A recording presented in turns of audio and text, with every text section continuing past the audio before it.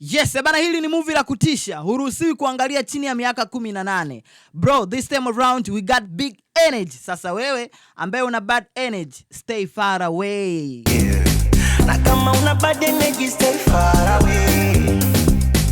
Sasa siku ya leo msanii Harmonize ameshare picha kama unavyoziona hapo akiwa location wanashoot video ya wimbo wa Pombe ambao ni ngoma track namba 8 kutoka kwenye EP mpya ya msanii Mario ambayo inatarajiwa kuachiwa tarehe 29 mwezi huu wa 5 mwaka 2026. Bro, mimi mwanzo niliwaambia kabisa kwamba goma langu pendwa kutoka kwenye hii EP ukiachana na Sugar na Mombasa ni wimbo wa track namba 4 unaitwa Ua ambao tayari nimesikia kionjo chake. Sasa mpaka sasa hivi naona mimi nafikiri haya magoma yote ya kwenye hii EP atakuwa makali na yote nitayakubali kwa sababu Mario anaga shughuli ndogo. Harmonize naye wamejoin kwenye hii ngoma track namba 8 inaitwa Pombe. Picha kama hivi tunavyoziona ni picha la kutisha. Hii inaonyesha ni namna gani ili video litakuwa ni la maajabu. Bana, natamani kwanza kumfahamu director hii video atakuwa ni nani?